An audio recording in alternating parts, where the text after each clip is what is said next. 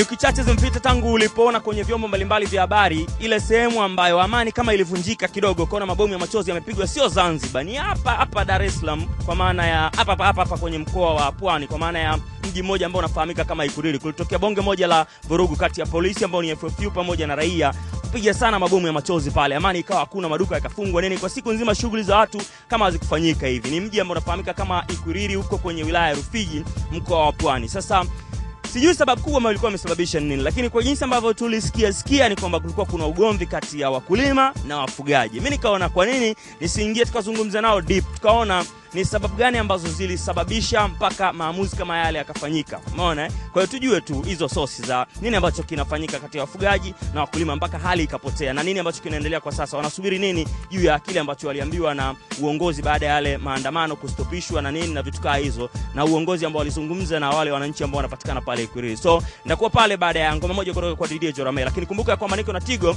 ambapo sasa hivi Tigo wanafanya kitu kimoja kizuri sana. Pale ambapo wewe unaongeza salio lako kwa kutumia Tigo Pesa, unapata bonus mara 2 ya kuzungumza kwenda mtandao wote Tanzania. So unaendelea kuenjoy maisha kwa upande wa mawasiliano kwa kutumia mtandao wa Tigo. Ulidhani sitafika Ikuriri, ndio nimefika sasa, lakini nimeanza kwenye sehemu moja hivi ambayo inaitwa Kibiti. Kibiti ukishatoka hapa ndio unafika sehemu moja ambayo inaitwa Ikuriri. So kiroho safi DJ Joramel adondosha moja, mimi nitarudi nikiwa Ikuriri mjini pale kuzungumza na jamaa na marafiki waniambie sababu kubwa ambayo inasababisha ugomvi kati ya wakulima na wafugaji. Castro Dixon, mwananchi wa That's Man, kiroho safi moja, nitarudi.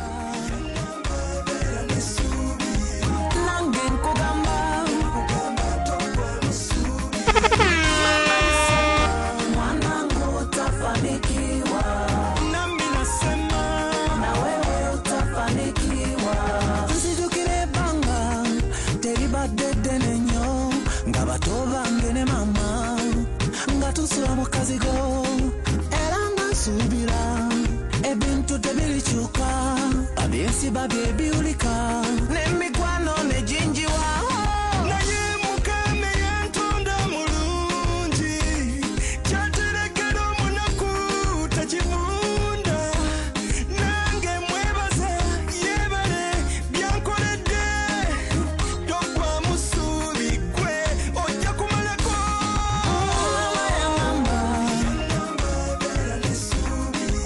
nange nkugamba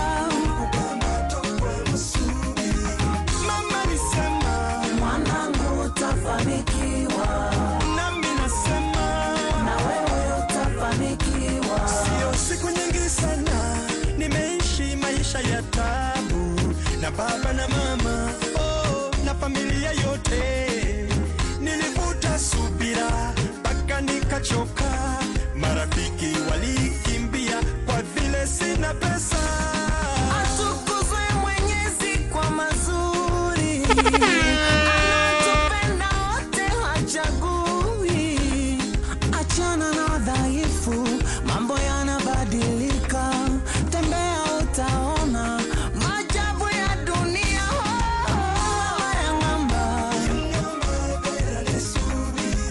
Nange nkugamba mama nisema mwanangu utafanikiwa, nami nasema na wewe utafanikiwa.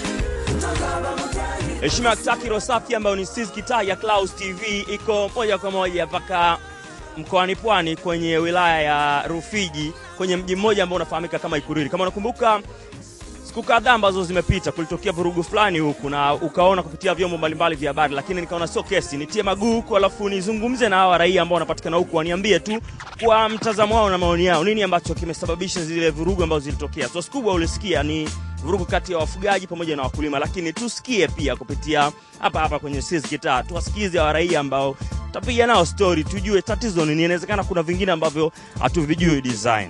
Haya twende. Kwema. Niambie ndugu. Swali mambo. Kwema kabisa. Kiko kule jamaa tuone kabisa. Wewe ulikuwa hapo siku ya tukio lililotokea? Siku ya tukio nilikuwepo. Ilikuwaje? Ilikuwa wafugaji na wakulima. Walikuwa na kisa kimoja, walikuwa waliua baba mmoja huko shamba huko. Kwa hiyo ndo tukaenda tukajadiliana tufanyaje. Tukabidi tuende huko polini, wakawashika wale Wasukuma, tukakaa nao. Tukabidi tuanze vurugu hiyo ya kusimamisha magogo njiani na kusema sisi hapo tumeshaonewa tayari toka siku nyingi, Wasukuma wanaua wazazi wetu. Kwa hiyo tukaandamana, tukabidi tuweke magogo njiani. Kabila ambalo limekuja linapatikana eneo hili sana ni kabila gani? Ndengereko. Ndengereko. Sasa hao ambao ni wengine mnawasema ni wa kabila gani? Wasukuma. Wasukuma. Ambao walikuja kama miaka mingapi iliyopita? Kama miaka 3 hivi iliyopita. Wakaribisha vizuri kabisa. Wakaribisha vizuri na wakakaa hapa wakaishi, ndio wakaanza vurugu ya kuua wazazi wetu. Kwa nini wanawaua sasa? Yani tatizo kubwa nini kinasababisha mpaka wanawaua? Wanasema walikuwa wanaingiza mazao mifugo yao mashambani. Chanzo kikubwa cha zile vurugu kilikuwa ni nini kwa wewe ambavyo unafahamu? Chanzo kikubwa ni sana nini wafugaji. Wafugaji ndio wanaoleta matatizo kwenye mji huu wa Ikulili, kwa sababu wanachokifanya ng'ombe wao hawachungii kwenye kule walikopangia, wanapeleka kwenye mashamba ya watu. Na siku zote mkulima anakuwa mnyonge, mfugaji anakuwa yuko juu kwa sababu ya pesa zake anazouza ng'ombe ndio anazofanya kuwanyanyasa wakulima. Wakitokea mkulima akiliwa mazao yake shambani, atapopeleka tatizo lake polisi alisikilizwi, anasikilizwa mwenye hela. Kwa hiyo mkulima anabakia mnyonge tu kama mnyonge. Ndio maana wazawa wa Ikulili wamechoka, hawataki Wasukuma waondoke. Sosi kubwa wanafanya machunga katika mashamba ya watu. Kwani hakuna sehemu ambazo wanaweza zimetengwa kwa ajili ya malisho ya hiyo mifugo? Sehemu ziko nyingi sana, ila wanachokifanya anakuambia mipunga au mahindi ndio ng'ombe ananenepa. Kwa kilichosababisha siku hiyo sasa mpaka watu mkapandwa na hasira mkafanya kile ambacho mlifanya kilikuwa ni nini sasa? Uwawa kwa mzee na wafugaji. Mzee aliuawa kabisa kwa sababu gani? Sosi kubwa, ng'ombe wa wafugaji walikwenda katika shamba la mzee. Alipokwenda kulalamika kwa mzee wake, wazee wale mwake wako watoto wanaochunga. Jioni alipokwenda pale, bahati nzuri mzazi hakuwepo. Alienda tu kutoa malalamiko, jamani ng'ombe zenu mmelishia katika mpunga wangu, mimi sitaki. Watoto walipokuja nadhani sio wameongeza chumvi kwa mzee wao, basi likatoka palatuni kwenda kumvamia yule saa 6 usiku na kumgonga na kumchikachika, mwisho wakamtobolea mkuki mbali wakaua. Ambaye huyo mzee ni mkulima. Ni mzee ni mkulima ambaye yupo karibu na wafugaji huko maeneo ya Nyambele huko. Ikulili ya zamani. Kwa hiyo ni mlishindwa kufuata sheria zile za kusema kwamba labda muende kituoni mfuate taratibu zile, mambo yaende taratibu mpaka mkafanya vile? Baba we, sheria zinafuatwa kila siku. Mkulima anapeleka pale, mkulima asikilizwi kwa sababu hana mpunga. Wanaosikilizwa wenye mpunga. Na mazao jamani mnauza kama mahindi haya. Mazao kwa mwaka. Kwa mwaka najua mkulima anapata hela kila wiki, anaenda mfugaji anapeleka ng'ombe. Kwa kila wiki anauza ng'ombe. Mkulima anategemea mvua. Mazao yake kapanda anategemea mvua akivune. Sasa kuna mawili, anaweza akapata akakosa. Bora ikosekane kwamba mvua, najua akakosa kwa ajili ya mvua, sio kwa malisho ya ng'ombe. Mtu anaingiza ng'ombe kwa makusudi, yani yeye anasema kwamba ng'ombe inanenepa, inatoa maziwa mingi, hii majani tu. Sasa mtu kalima afu unamwambia majani ndio ile sosi. Wakazi wa Ikulili wamechoka na Wasukuma, ndio maana wanataka waondoke, waachie bonde lao la Mto Rufiji waendelee na ukulima wao mdogo. Wamepangiwa polini huko, lakini hawataki kwenda, wanang'ang'ania bonde hili, wanang'ang'ania na watu.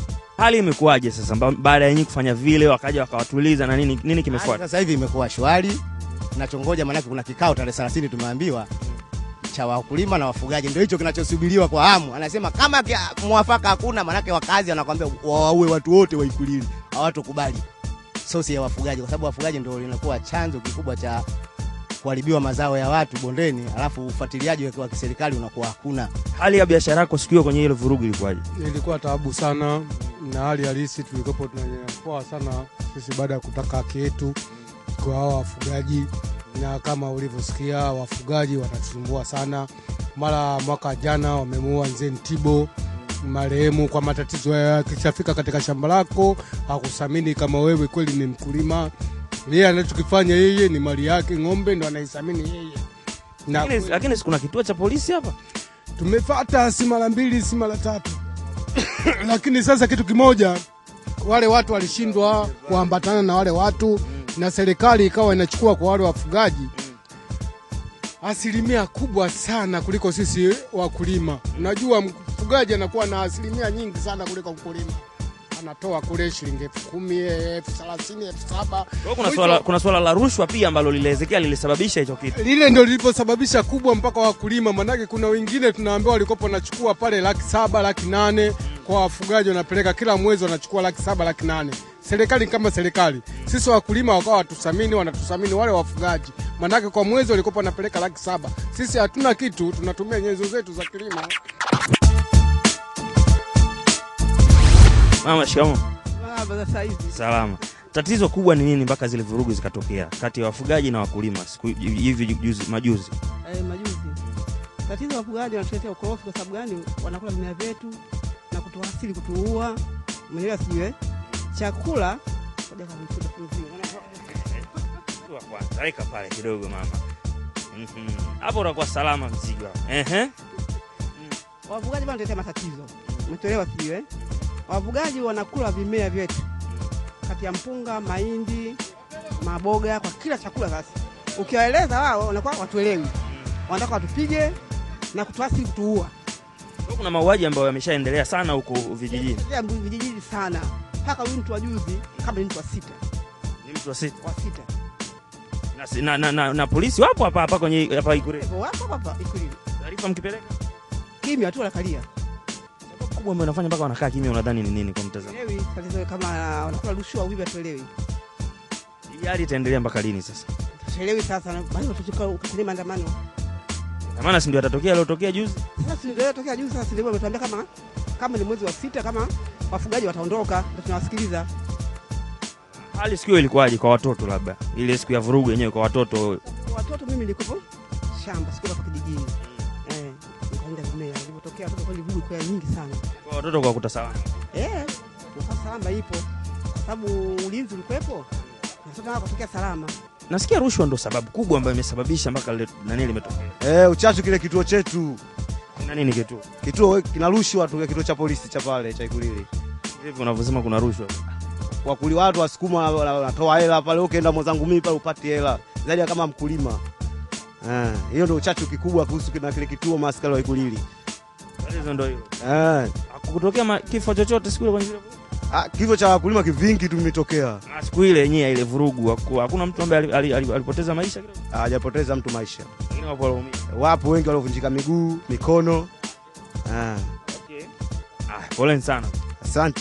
Hiyo ndio ishu ambayo tunaicheki leo kwenye heshima ya Rosafi ambayo inafahamika kama Sisi Kitaa ya Clouds TV. Nimekwambia niko kwenye mji fulani hivi ambao unafahamika kama Ikuriri, ni wilaya ya Rufiji, mkoa wa Pwani. Najaribu kuangalia kidogo kwa kina tatizo ambalo lilitokea kati ya wafugaji na wakulima likapelekea zile vurugu ambazo zilitokea siku chache zilizopita. Zimesababishwa na nini? Umesikia kile ambacho wamezungumza. So kama kawa tunaenda kwenye burudani kidogo nikirudi.